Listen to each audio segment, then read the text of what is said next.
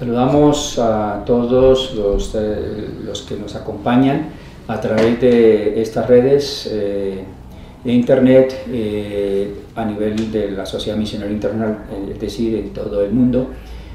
Tenemos una semana o otra semana de la escuela sabática para estudiar, y esta que nos corresponde, entonces, interesante, pero antes vamos a hacer una oración dándole gracias al Eterno por permitirnos estar a través de este medio. Oremos.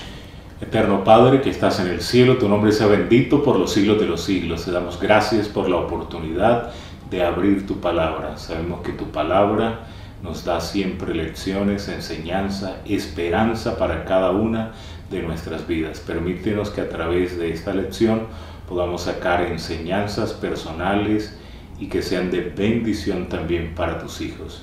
Rogamos tu bendición y tu iluminación en el nombre de Cristo Jesús. Amén. Amén. Después de haber orado por nuestro hermano Samuel Becerra, que hoy gentilmente nos está acompañando, estamos en una lección cuyo título es Tentación, Caída y Consecuencias, para este sábado 17 de febrero del presente año.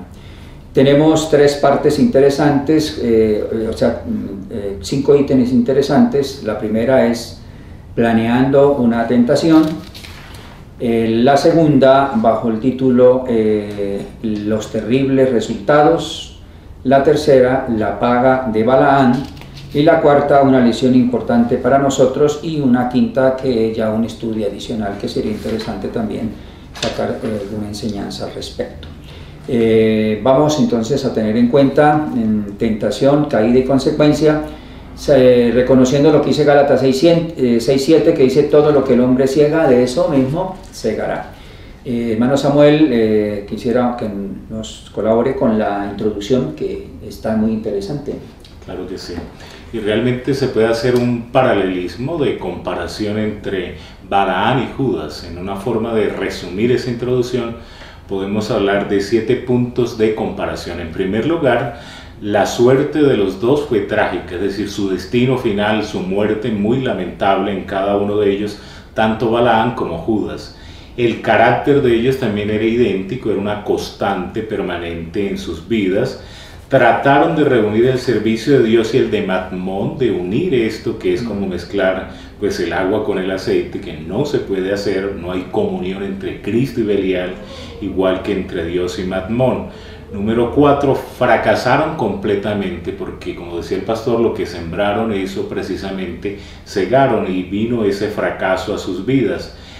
En el caso de Balaán se nos dice algo interesante, que él reconocía el verdadero Dios y profesaba servirle, pero era apenas un mero reconocimiento. De una forma similar, también Judas creía en Cristo como el Mesías y se unió a sus discípulos, pero una profesión de fe solamente exterior. En sexto lugar, notamos que esperaban usar el servicio de Jehová como escalera para alcanzar riquezas y honores mundanos. Y número 7, recibieron mucha iluminación espiritual y ambos gozaron de grandes prerrogativas. O sea que encontramos dos vidas y una realidad en el caso de Balaán y de Judas, y este paralelismo de estas vidas tan trágicas. Muy bien, vamos a seguir entonces, pastor, con las respuestas. El pastor Orlando Flores. Entonces vamos a la primera pregunta, donde tenemos: después de las experiencias con el rey moabita, ¿a dónde fue Balaán? ¿Aceptó lo que había sucedido? Entonces, siguiendo experiencias de reyes y estadistas, lamentablemente aquí estamos viendo una de las experiencias de las tantas que la Biblia nos menciona, pero específicamente con el rey de Moab, Balac y Balaán. Entonces, después de las experiencias que ya vimos en las lecciones pasadas, de cómo él trató de maldecir al que estaba bendito, y que aparentemente dice que se fue apesadumbrado, en fin, frustrado, dice aquí la nota, porque no pudo los objetivos de maldecir para obtener las riquezas. Dice aquí en Números 24-25 que entonces se levantó Balaán y se fue y volvió a su lugar y también Balac, es el rey de Moab, se fue por su camino. Pero dice a dónde fue, entonces se fueron cada uno aparentemente para sus lugares, pero lamentablemente nos dice, aquí la nota, dice que en desgracia con el rey y sabiendo que había incurrido en el desagrado de Dios, aquí aparece una palabra sabiendo, o sea, un verbo de saber, de conocimiento, dice que había incurrido en el desagrado de Dios, o sea que él sabía, su conciencia misma le indicaba que lo que había hecho no era correcto, que Dios en una primera instancia le había dicho que no, pero que él dice es que Dios no me quiere dejar ir, así como ya lo vimos en lecciones pasadas, y finalmente le dijo no vaya, pero vas a tener que hablar lo que Dios, lo que le diga que tiene que hablar, y no puede maldecir a un pueblo que es bendito. Entonces dice que ahora regresa a su casa, pero ahora regresa con un espíritu que no es el espíritu ya de Dios, porque aquí la nota nos dice que después de llegar a su casa lo abandonó el poder del Espíritu de Dios, que lo había dominado, o sea que hasta ahí el Espíritu Santo había estado persistiendo, luchando, tratando de convencer, como dice la Escritura, al hombre de pecado, de mostrarle la justicia que está en Jesús, y finalmente para evitarle que en el juicio vaya a ser condenado. Pero lamentablemente su carácter avariento, deseo de ganancia, o sea, sobresalió, y el Espíritu de Dios finalmente lo deja. Y dice que en ese estado, dice ahora comenzó, dice Balaán también por otro lado, o sea, sabía algo. Así como él sabía que había incurrido en desagrado de Dios, ahora sabía algo más, que la prosperidad de Israel dependía en obedecer a Dios. Y basado en eso montó una estrategia, dice que no había manera alguna de ocasionar la ruina, sino induciéndolo a pecar, o sea, en la ley de Dios. Decidió entonces conseguir el favor de Balaán aconsejándole, o sea, vendiéndole la perla, pero no blanca, sino de oscuridad.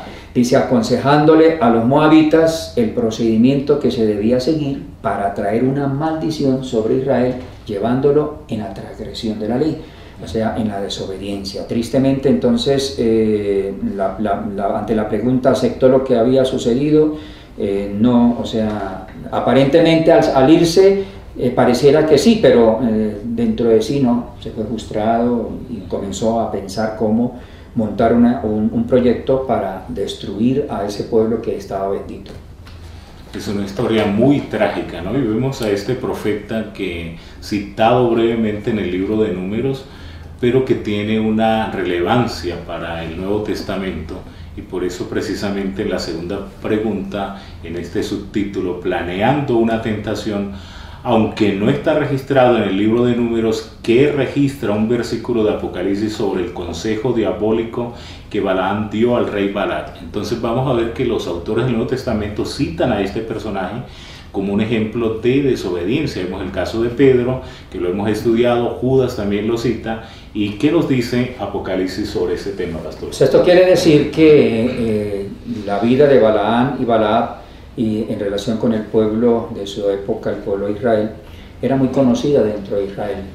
Aquí en este caso el apóstol Juan, ante la descripción del tercer periodo eclesiástico que fue de Pérgamo, resalta la doctrina de Balaam, o sea que se formó como una parte doctrinaria que era una enseñanza que se puso a disposición de Balaam, que era poner tropiezo, que es lo que Satanás siempre a través de la época ha tratado de poner tropiezo al pueblo de Dios, utilizando los elementos humanos, y en este caso tristemente utilizó a un profeta que lamentablemente se vendió como Judas, como ya mencionaba, por su avaricia, por el deseo de lucro ante el mejor postor, y le dio entonces la clave para destruir al pueblo de Dios.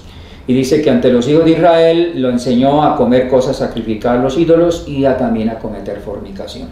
Es triste que esté dentro de un periodo eclesiástico como una advertencia también para que nosotros, eso quiere decir que en el último tiempo vamos a pasar situaciones similares. Por eso la nota también me llama la atención cuando dice que inmediatamente después de que Satanás le puso en su mente que ya había sido abandonada por el Espíritu Santo, el deseo de darle la perla oscura para que la maldición insofacta llegara a ese pueblo que era bendito hasta entonces.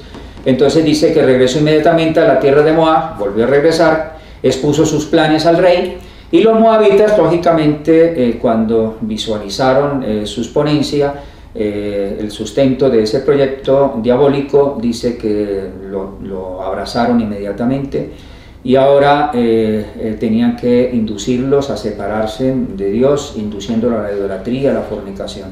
¿Y cómo lo iban a hacer? Inclusive mezclándolo con un culto licencioso a un ídolo como es Baal, un dios ajeno al verdadero, y también a Astarte. Y dice que así con eso sabían que la protección de Dios se retiraría, como dice el Salmo 34:7, que dice que el ángel de Jehová acampa alrededor de los que le temen. Un solo ángel mató a 135.000 en una ocasión.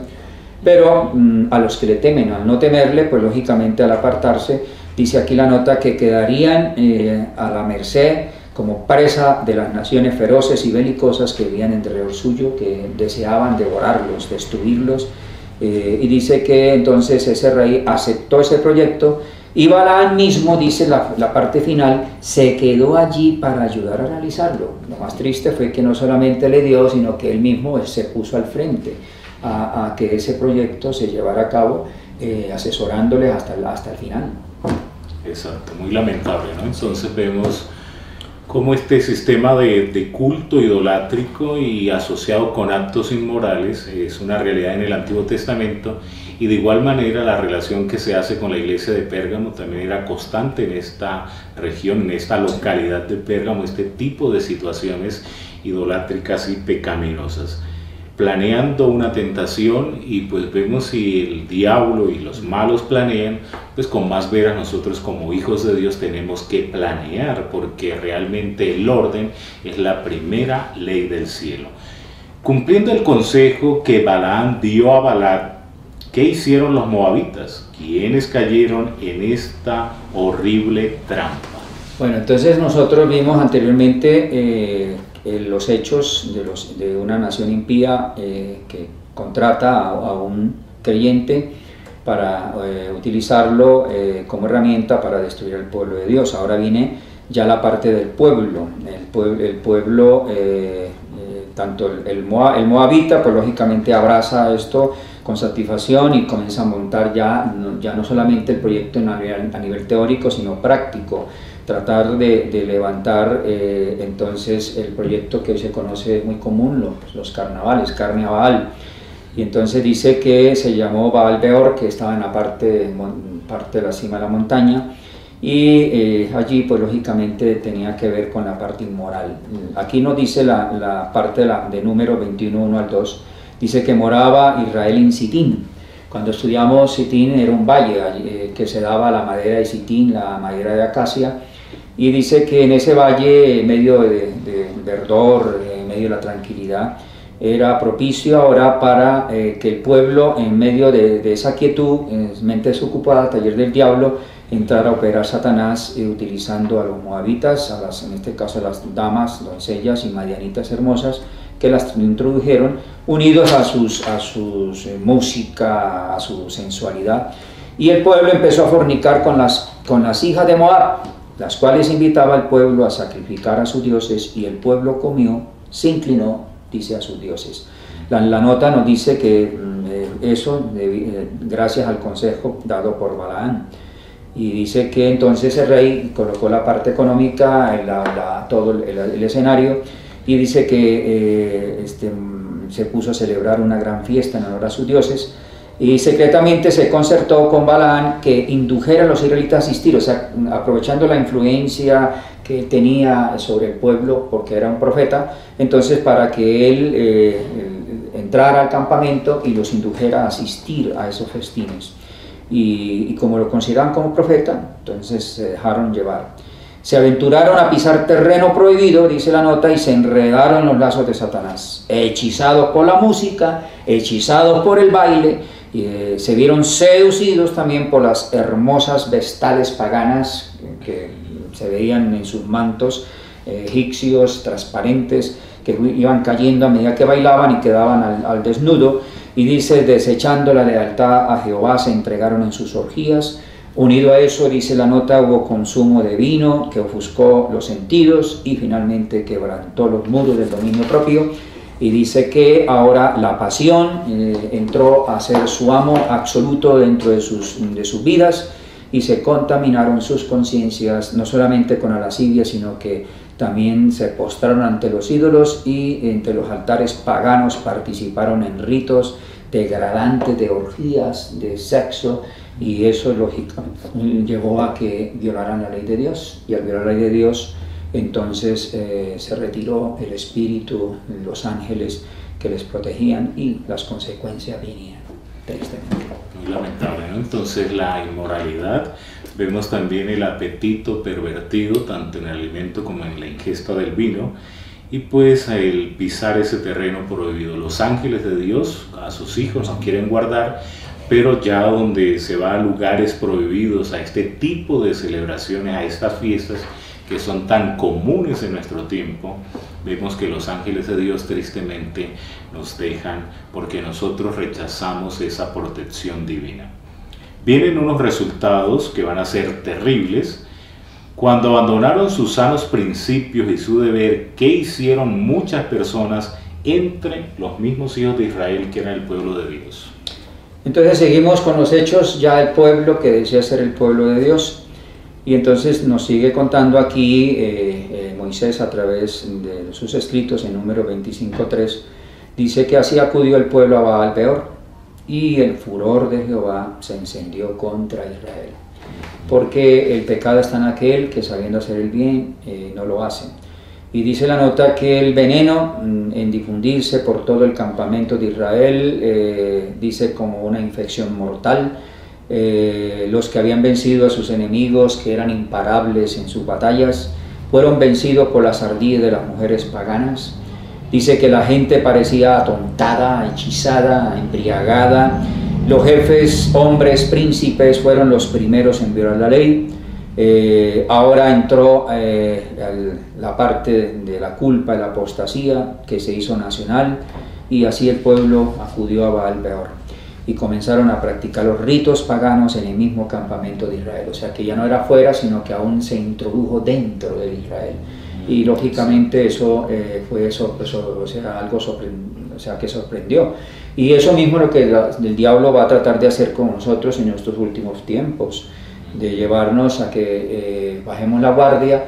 Por ejemplo, en esta temporada se está hablando de San Valentín, ¿no? Y entonces mandan regalos, a veces hay entregas pasionales, y lógicamente después se ven resultados funestos. Pero Dios es un Dios de amor y de misericordia que desea protegernos de la degradación, de la lujuria, de la bajeza donde Satanás nos quiere llevar.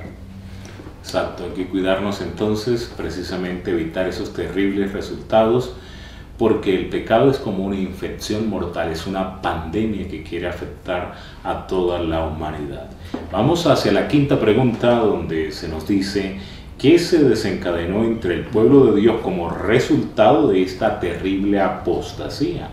¿Cuántas víctimas cayeron en la plaga? Las consecuencias ya del hacer equivocado del pueblo.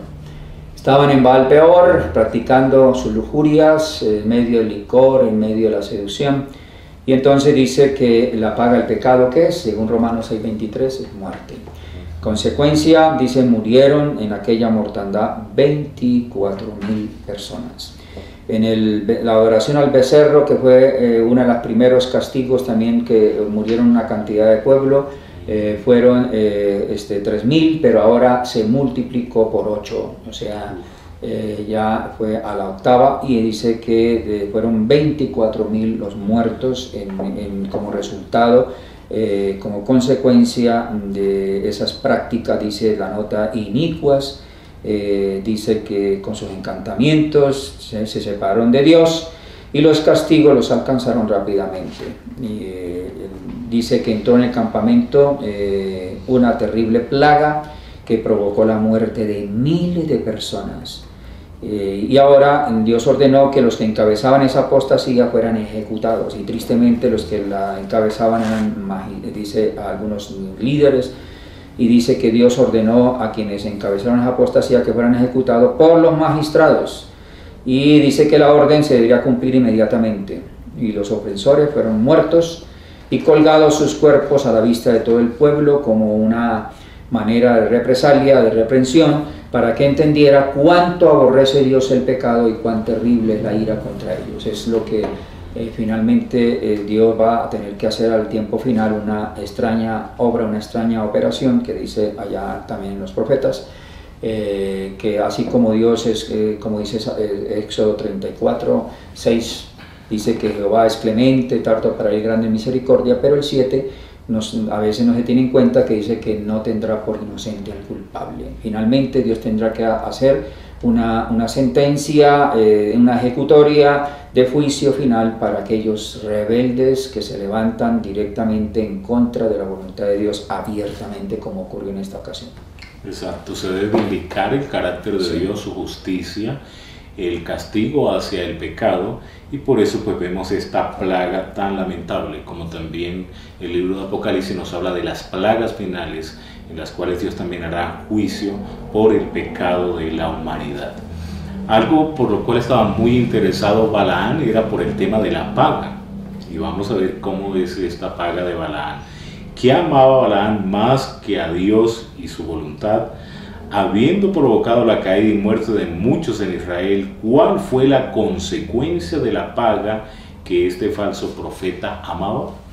Bueno, me llama la atención una expresión de Pedro aquí en la segunda epístola, capítulo 2:15, habla de dejado el camino.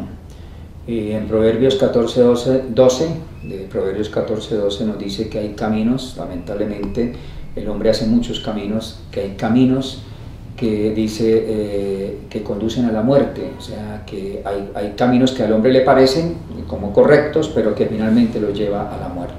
Y en este caso dice, han dejado el camino recto, se han extraviado, siguiendo el camino del hijo, o sea, de Beor, llamado Balaán, el cual amó el premio de maldad. Así que hay un camino de los tantos que el hombre ha creado. A Balaán abrió uno, y es el camino de amar el precio de maldad, o sea, se venden a Satanás, hasta su vida se la entregan a Satanás, hasta hacen pacto con Satanás. Entonces este profeta también dejó ese camino para que muchos transiten, ojalá que nosotros no transitemos en él.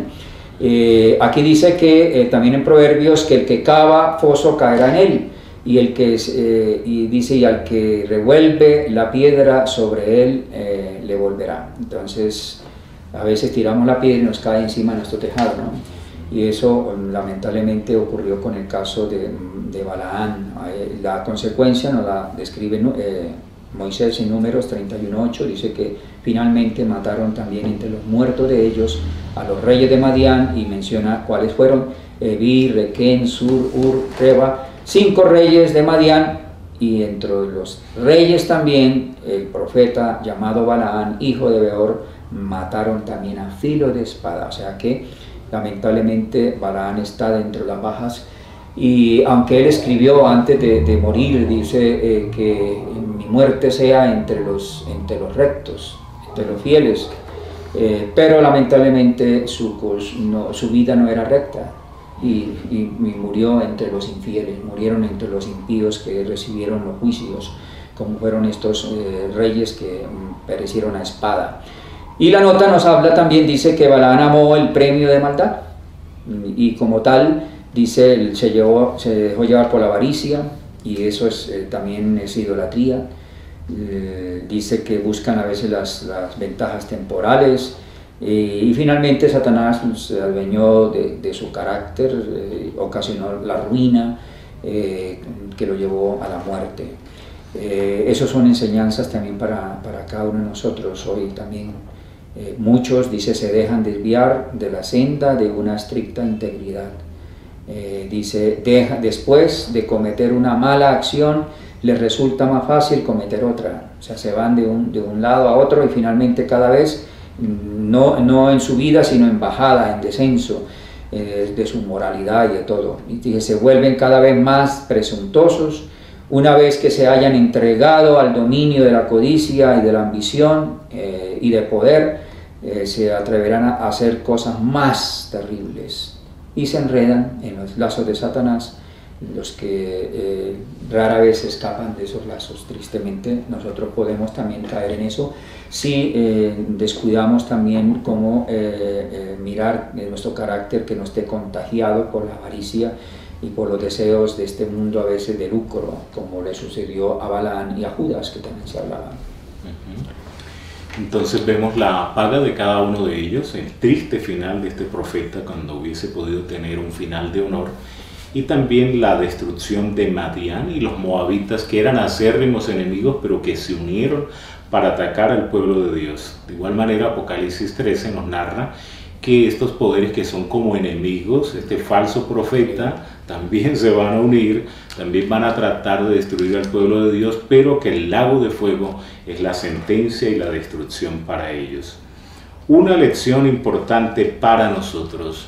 Son 3 lecciones que hemos estudiado de este personaje Balaán, porque creo que nos da estos estadistas, estos reyes, estos personajes que estuvieron involucrados con estos gobernantes.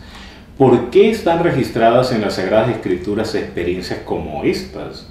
Que deberíamos recordar constantemente, ya que las situaciones en las que vivimos hoy son a menudo más peligrosas que las que estamos estudiando.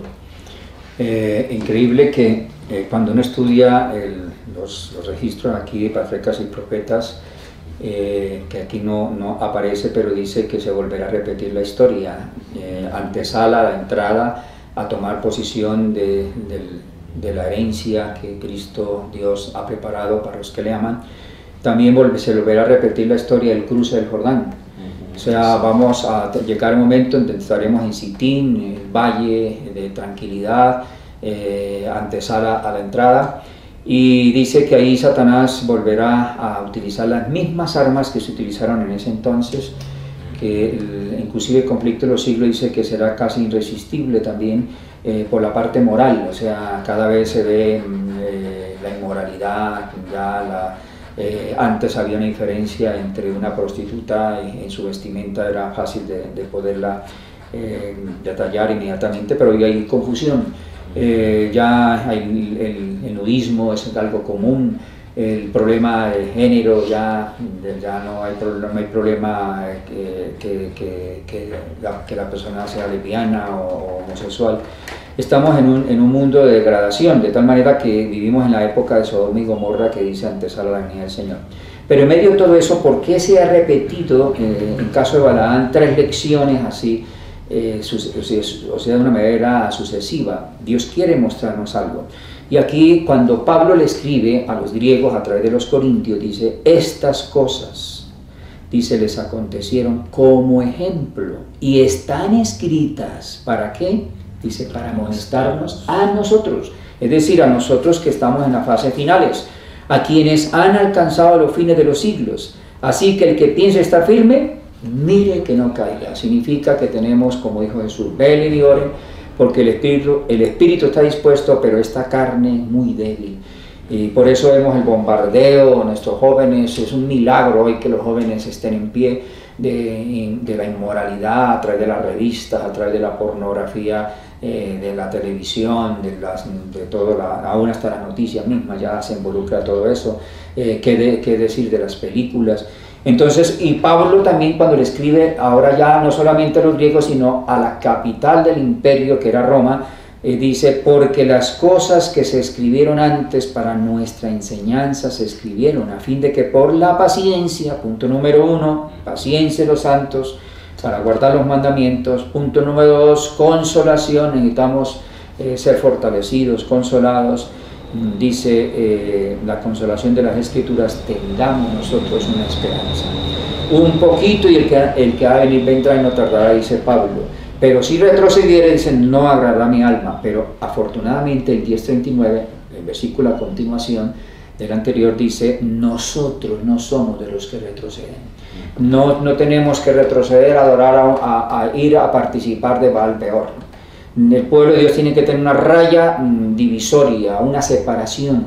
No hay luz en medio de las tinieblas, la luz disipa las tinieblas. Cristo y Belial, no hay punto común. El pueblo de Dios y el mundo, por eso nos dice que no debemos amar el mundo, porque el que ama el mundo nos constituimos inmediatamente enemigos de Dios, porque el mundo tiene frutos que son contrarios a los frutos que Dios quiere para el pueblo de Dios. La nota me llama la atención que a cambio de eso, dice Filipenses 4:8, si hay algo digno de pensamiento, como es, dice aquí, alguna cosa digna como es el caso de la honestidad, de la pureza, de la amabilidad, del buen nombre, si hay alguna virtud, si hay algo digno de alabanza, en eso debemos pensar. O sea que tenemos que manejar nuestros pensamientos, nuestra mente, nuestras propensiones, las inclinaciones, nuestros gustos, también nuestras pasiones. Y se le dirige también aquí la nota a los jóvenes, y nos dice aquí con qué limpiará el joven su camino, porque los jóvenes, Satanás sabe que ellos son presa fácil también en la parte moral, ellos están en su desarrollo hormonal, y aunque la sierva de Dios también dice que ni las canas estamos exentos de ellos, o sea que aún nosotros mismos no podemos bajar la guardia al respecto. Entonces dice, ¿con qué limpiar el joven su camino? Con guardar su palabra. Y dice, en mi corazón he guardado tus dichos para no pecar contra ti. Es decir, que nosotros tenemos que proveernos de la palabra de Dios, de sus mensajes, de sus enseñanzas, para cuando vengan esas avalanchas, como la de la doctrina de Balaam, que enseñó a seducir y enseñó a comer a los ídolos, entonces dice que nosotros nos podamos mantener fieles como los 3 hebreos en Babilonia. Grandes lecciones entonces que podemos sacar de este estudio. Ya Israel estaba a las fronteras de Canaán, ya para cruzar muy lento. Y nosotros también, dice el texto que hemos leído de Corintios, estamos en el fin del siglo, ya el Señor viene, así que nosotros podemos cambiar la historia y permitir entrar a Canaán, no ser de aquellos que serán destruidos antes de llegar a la tierra prometida. Una bendita esperanza que tenemos cada uno de nosotros. Vamos a tener un tiempo de oración, ¿o quieres algún otro comentario, pastor? Sí, quería en la parte adicional de estudio resaltar antes de hacer la oración, que nos dice aquí que por sus relaciones con los idólatras, como nosotros también lo tenemos en nuestra relación, dice la Escritura, que no ruego que los quites del mundo, sino que los guarde del mal. Entonces, en las relaciones con los idólatras y la participación que tuvieron en sus festines, o sea, se fueron un poquito más allá de lo normal, los hebreos fueron inducidos a violar la ley de Dios, que es lo que nos puede pasar a nosotros. Y dice, atrajeron los juicios sobre toda una nación. O sea, nosotros podemos traer también juicios, no solamente contra nosotros mismos a nivel individual, sino a nivel colectivo contra el pueblo. Y por lo cual el llamado que nos hace la misma que le hizo Pablo a los griegos, a los corintios, cuando le escribió en la segunda epístola a los Corintios 6:17, salid en medio de ellos, dice, apartaos, dice el Señor, y no toquéis lo impuro, y yo recibiré.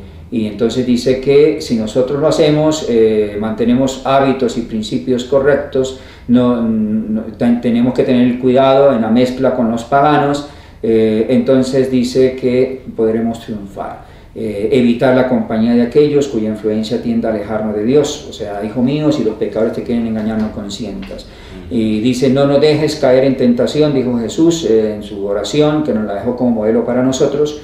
Debemos evitar la tentación en todo lo posible, o sea, no meternos en la boca del león, porque las moabitas y las madianitas van a aparecer en este último tiempo, y solamente la gracia de Dios nos podrá ayudar, tanto a las mujeres como también a los hombres, porque cuando se enciende la pasión no hay distinción de género.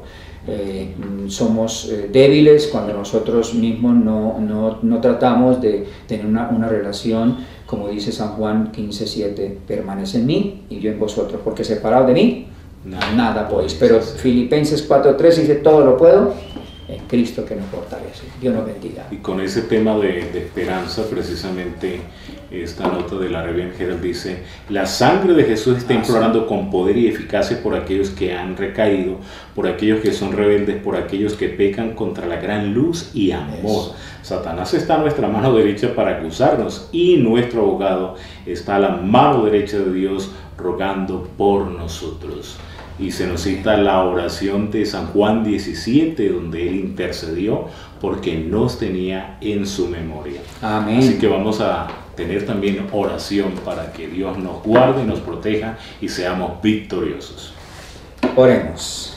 Querido Señor, amante Padre, aquí delante de todos los que nos están viendo, escuchando, tu bendición, Señor, descanse sobre cada uno de ellos, sobre nosotros, sobre tu pueblo, en los diferentes continentes del globo terráqueo. Permita, Señor, que tu pueblo, en la fase final de la historia, donde vamos a tener que también enfrentar a un Balá, a un Balaán, en la fase final con las madianitas y las moabitas, donde pondrán a prueba también nuestra fidelidad, la parte moral, la parte de nuestros principios. Permita, Señor, que podamos arraigarnos en tu palabra, arraigarnos en ti, como Jacob, decir: Señor, no te soltaré hasta que tú no me bendigas, porque el espíritu está dispuesto, pero esta carne está débil. Por eso queremos, Señor, que tú puedas tomar posición de nuestras vidas, de que podamos permitir que tú manejes, Señor, el timón de nuestra vida, y que contigo seamos más que victoriosos. Señor, permita que cada uno de nuestros hermanos, las visitas, las personas, Señor, que nos están viendo, que tú puedas, Señor, bendecirles, ayudarles también para que no vayan a quedar, Señor, postrados en el desierto de este mundo, sino que logremos pasar el Jordán bajo la dirección divina. Guárdanos, Señor, y también reprenda a esos balaanes que pueden estar en nuestro medio también, que se venden al mejor postor y que traicionarán la fe, pero no permita, Señor, que esto nos lleve al desánimo, sino que sigamos adelante sabiendo que es partes proféticas que se tienen que cumplir, pero que tú estás ahí para ayudarnos. Bendice, Señor, a tu pueblo, a los enfermos, a las personas necesitadas, te lo pedimos en el nombre de Jesús. Amén. Amén. Dios nos bendiga.